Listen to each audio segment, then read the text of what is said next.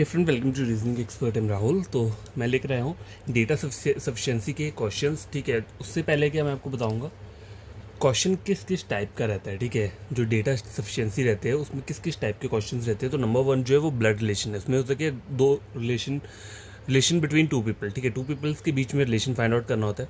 Order and ranking, order of people and their ranking. ठीक है, direction distance आपको पता है, ईस्ट वेस्ट नॉर्थ साउथ वाले क्वेश्चंस रहते हैं। कोडिंग डिकोडिंग के क्वेश्चंस रहते हैं।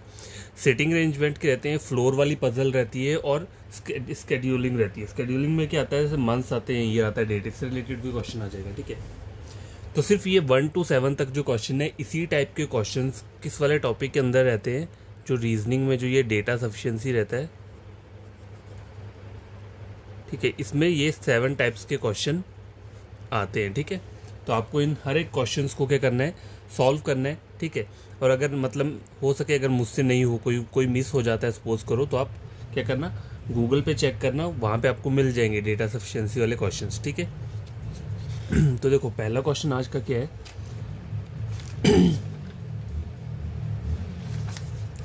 देखो ये रहा। ठीक है,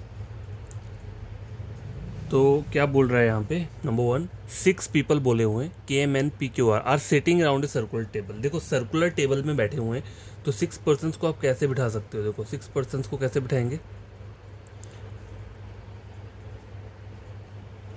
देखो एक आ गया ये, इसके बराबर, इसके नीचे ये आ गया 1, ये 4 हो गए, 1 2 3 4, और ये 5 और ये 6। ठीक है, इस तरीके से 6 पर्सन्स को आपने एक सर्कुलर टेबल पर बिठा दिया और सबके सब फेसिंग क्या कर रहे हैं, सेंटर। सेंटर मतलब यहाँ को, मतलब इनका जो एरो होगा वो यहाँ को होगा। देखो एरो बनाने की ज़रूरत तब पड़ती है जब आप स्टार्टिंग में पढ़ रहे हो, तो आपको ईस्ट और वेस्ट मतलब अंदर की साइड जो राइट और लेफ्ट रहता है वो अलग रहता है, और बाहर की तरफ देख रहे होंगे तो राइट लेफ्ट अलग हो जाएगा। ठीक है, तो ये इसलिए मैं बता रहा हूँ ताकि आप स्टार्टिंग से कोई पढ़ने वाला हो तो वो मतलब थोड़ा इस तरीके से देख लें। लेकिन एग्जाम में ये सब मत किया करो, जैसे एक सर्कल बना दिया, बाकी एरो बनाने की ज़रूरत नहीं है, बस सीधा इनको लाइंस को लगा दो। ठीक है, इससे आपको पता रहेगा, वो तभी आएगा जब आप प्रैक्टिस करोगे ज़्यादा। ठीक है, तो ये हो गया। अब आगे क्या बोल रहा है, क्वेश्चन पूछा है who sits second to the left of P. ये पी है, इसके सेकेंड लेफ्ट पे, मतलब यहाँ पे कौन बैठा है, ये वाला बंदा बताना है मुझे। ठीक है, तो पहले मुझे पहली स्टेटमेंट यहाँ पे ड्रॉ करनी पड़ेगी। तो एक मैं क्या करता हूँ, एक अलग से सर्कल भी लगा लेता हूँ, क्योंकि फिर मुझे दूसरी स्टेटमेंट को भी चेक करना पड़ेगा कि इंडिविजुअली वो ठीक हो रहा है या नहीं हो रहा है। और अगर दोनों ठीक नहीं हो रहे होंगे तो दोनों को कंबाइन करके भी देख सकते हैं। ठीक है, ऑप्शंस बहुत सारे रहते हैं। K sits to the immediate right of P, तो पी के इमीडिएट राइट में मैंने यहाँ के को बिठा दिया। ठीक है, only 2 people sits between P and Q. अब देखो पी और क्यू के बीच में 2 बंदे आने चाहिए। ठीक है, तो ये 2 को छोड़ दिया, क्यू आ गया यहाँ पे, ये 2 को छोड़ दिया, क्यू आ गया यहाँ पे, तो ये भी सही पॉसिबिलिटी बन रही है। ठीक है, R sits second to the right of M. अगर मैं एम को यहाँ लेता हूँ तो आर को यहाँ मिटाना पड़ेगा। अगर एम को यहाँ लेता हूँ तो आर तो आ नहीं सकता, अगर एम यहाँ लेता हूँ तो आर यहाँ नहीं आ सकता। तो इसका मतलब क्या है, एम को मुझे यहीं लेना पड़ेगा। क्यों, देखो अगर मैं एम को यहाँ लेता हूँ, ठीक है, आर सिर्फ second to the right of M, M के सेकंड राइट पे, ये आ गया सेकंड राइट, यहाँ पे कौन बैठा है, आर बैठा है। अगर सपोज करो अगर मैं एम को यहाँ बिठाता तो आर आना था कहाँ पे, यहाँ पे तो ऑलरेडी पी बैठा है। अगर मैं एम को यहाँ रखता तो आर कहाँ आना था, यहाँ पर आना था। इसलिए आर का जो बेस्ट प्लेस है वो यही है, और एम का जो है वो क्या है, यही है। तो ये आपको पॉसिबिलिटी खुद से ड्रॉ करनी पड़ती है वहाँ पे। ठीक है, आपको चेक करना पड़ेगा कहाँ पे किस पोजीशन पे किसको रखूंगा, तब जाके क्या हो, मेरा आंसर क्या हो, सही हो। ठीक है, अब यहाँ तक आ गया।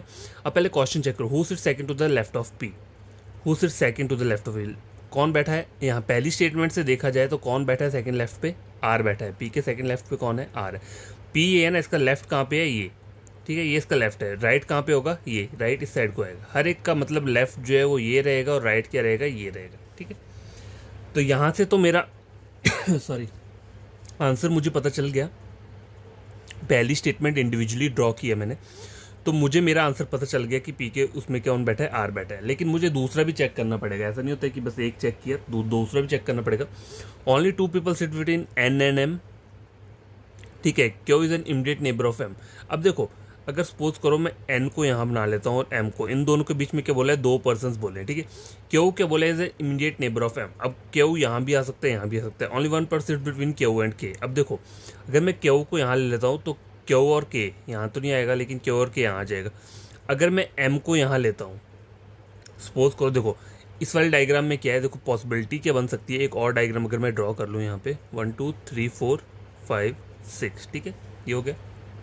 अब देखो यहाँ बोल रहे हैं ऑन टू पीपल सिर्फ n एंड m, तो यहाँ पे भी मैंने बना दिए n और m इन दोनों डायग्राम में। अब क्या बोल रहा है, Q is an immediate neighbour of m, तो एक डायग्राम में मैंने क्यू यहाँ पे लगा दिया और एक डायग्राम में क्यू मैंने यहाँ पे लगा दिया, ठीक है। ओनली 1% सिर्फ बिटवीन क्यू एंड के। अब देखो क्यू और के तो यहाँ नहीं आ सकता, तो क्यू और के यहाँ पर आएगा। अब देखो क्यू और के यहाँ नहीं आ सकता, तो क्यू और के आएगा इस वाले डायग्राम में यहाँ पे आएगा। अब देखो हो सकता है second to the left of P, तो यहाँ से पता चल रहा है पी के सेकेंड लेफ्ट में कौन है, इस वाले डायग्राम से, मतलब दूसरा वाला स्टेटमेंट से नहीं पता चल रहा है मेरे। तो इसका मेरा आंसर क्या होगा, देखो पहली से मुझे पता चल गया लेकिन दूसरी से मुझे मेरा आंसर पता नहीं चला, तो इसमें आंसर क्या होगा मेरा, only statement 1 is suitable to answer the question, ठीक है, sufficient to answer the question, ठीक है। ओनली स्टेटमेंट 1, पहली स्टेटमेंट को ड्रॉ किया तब जाके मेरा आंसर क्या है, निकल रहा है।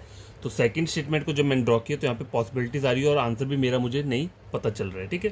तो इस पैटर्न से आप इसको क्या करोगे, ड्रॉ करोगे, ठीक है। इस वाले क्वेश्चंस को सॉल्व कैसे करना है, ठीक है, बता दिया मैंने। क्वेश्चन नंबर 1, क्वेश्चन नंबर 2, देखो ये क्वेश्चन नंबर 2 है। अगर समझ में नहीं आएगा आप खुद से एक बार ट्राई करके देखना, ठीक है। अगर फिर भी नहीं आते तो कमेंट बॉक्स में कमेंट कर देना, ठीक है। 4 people ABCD are sitting in a straight line facing south. अब देखो 4 लोग बोले हुए हैं, स्ट्रेट लाइन में बैठे हैं, ठीक है, 1 2 3 4, और सबके सब कहाँ देख रहे हैं, साउथ। साउथ मतलब नीचे को आएगा फिर एरो, अगर नॉर्थ होता तो ऊपर को आना था, ठीक है। Who is sitting at the right hand, right hand क्या हुआ, अब देखो नीचे को देख रहा है ये, देखो अगर मैं मान लो नॉर्थ को देख रहा हूँ तो राइट हैंड क्या होता है, ये यहाँ पर जो होगा वो होगा राइट हैंड, लास्ट का जो बंदा होगा वो राइट हैंड पे होगा, ठीक है। अब मैं देख रहा हूँ कहाँ पे, साउथ में देख रहा हूँ, तो साउथ में जो होता है लेफ्ट हो जाता है ये और राइट हो जाता है ये, तो राइट हैंड कहाँ आएगा, यहाँ पे। तो राइट हैंड में मतलब ये हुआ ना सबसे, इस वाले बंदे को हमें पूछा हुआ है who is sitting at the right hand, right hand हुआ ये, साउथ में राइट हैंड होता है ये, लेफ्ट हैंड क्या होगा ये, ठीक है। Only 2 people sits between B and D, A sits to immediate left of B. अब देखो 2 people sit between B and D, अब मेरे को करना क्या है, देखो यहाँ पे देखो बी और डी के बीच में 2 पर्सन है, इसी तरीके से बना सकते हो। तो एक बार मैंने बी को यहाँ बना दिया और डी को यहाँ बना दिया, एक बार मैंने बी को यहाँ बना दिया और डी को यहाँ बना दिया, क्योंकि पॉसिबिलिटी यही बन रही है, ठीक है। अब आगे क्या बोल रहा है, A sits to the immediate left of B. अब देखो बी के इमीडिएट लेफ्ट में कोई भी नहीं है, ठीक है, मतलब यहाँ पर टोटली 4 है। अब बी को मैं इमीडिएट लेफ्ट कैसे ले लूँ, नहीं ले सकता, तो इसलिए ये डायग्राम गलत हो गया। बी के इमीडिएट लेफ्ट में कौन बैठा है, ए बैठा हुआ है, ए यहाँ पे आ गया, तो जो एक बंदा है कौन सा, सी जो है वो ऑटोमेटिकली यहाँ पे आ जाएगा। तो हुई sitting at the right hand, right hand पे कौन बैठ रहा है, बी। तो पहली वाली स्टेटमेंट से तो मुझे क्लियर हो गया। अब दूसरी वाली को देखो, दूसरी वाली को ड्रॉ करके देखते हैं, ठीक है। ओनली 1% बिटवीन बी एंड सी। अब देखो यहाँ पे पॉसिबिलिटीज़ क्या क्या बन सकती हैं, देखो बी और सी के बीच में कौन बैठा है, एक बैठा हुआ है, ठीक है, एक ये हो गया, या फिर बी और सी के बीच में कौन बैठा है।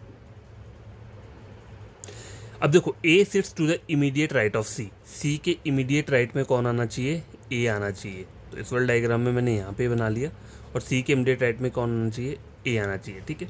अब देखो और कोई तो पॉसिबिलिटी बन नहीं सकती, देखो बी और सी यहाँ पे बना दिया मैंने, ठीक है, ये बना दिया। या फिर एक और तरीका लगाते हैं, देखो ओनली 1% बिटवीन बी एंड सी, तो यहाँ पे बी ले लिया और यहाँ पे सी ले लिया, बस यही हो सकता है, क्योंकि सी के इमीडिएट राइट में ए बोला हुआ ना, तो बस अब मैं बी और सी को यहाँ नहीं ले सकता। तो ये 3 ऑप्शन बन रहे हैं यहाँ पे, ए बी सी, डी यहाँ पे आ जाएगा, डी यहाँ पे आ जाएगा। अब देखो सेकंड डायग्राम में क्या हो रहा है, जब मैंने सेकंड वाला ड्रॉ किया तो उसमें 3 पॉसिबिलिटी निकल के आ रही है, लेकिन आंसर देखते हैं क्या बोला है, who sit to the right hand, right hand पे कौन आ रहा है, देखो एक जगह बी आ रहा है, एक जगह डी आ रहा है, एक जगह क्या आ रहा है, ए आ रहा है, ठीक है।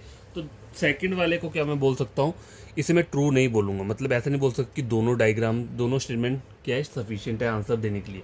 Only first statement is sufficient to answer the question while second statement is not, क्योंकि सेकंड स्टेटमेंट में क्या हो रहा है कि ये 3 पॉसिबिलिटीज़ बन रही हैं, ठीक है, 3 पॉसिबल डायग्राम्स बन रहा है, और तीनों में क्या हो रहा है, राइट हैंड पे तीनों अलग अलग बंदे आ रहे हैं, एक में ए आ रहा है, एक में बी आ रहा है, एक में डी आ रहा है, ठीक है। तो पहली वाली जो है उसमें मुझे मेरा क्लियर आंसर मिल चुका था, उसमें बी आ रहा है, तो इसमें मेरा आंसर क्या होगा, only statement 1 is, only statement 1 is sufficient to answer the question, ठीक है, ये मेरा आंसर रहेगा, while second statement is not, second statement is not. ठीक है, इस तरह से आपको वहाँ पे ऑप्शंस दिए होंगे, तो आपको वो आंसर देना है जिससे आपका आंसर निकला है, मतलब जिस स्टेटमेंट से आपका आंसर निकला है आपको उस वाले स्टेटमेंट वाले ऑप्शन को क्या करना है, अपना राइट चॉइस देना है। तो ये सेकंड वाला भी जो है कंप्लीट हो चुका है। ठीक है, अब रहता है थर्ड क्वेश्चन। देखो थर्ड क्वेश्चन जो है गाइस, ये थर्ड क्वेश्चन है। देखो थर्ड क्वेश्चन जो है इसमें क्या चीज़ें हैं, देखो ये किस टाइप का, ये ऑर्डर और रैंकिंग वाला जो रहता है क्वेश्चन, उस टाइप का क्वेश्चन है। ठीक है, तो सॉल्व कैसे करेंगे, देखो क्वेश्चन पढ़ो। In an innings of A T20 international match 6 batsman बोले हुए हैं यहाँ पे, ये have scored different number of run. ठीक है, how many batsman have scored more than Dhoni, मतलब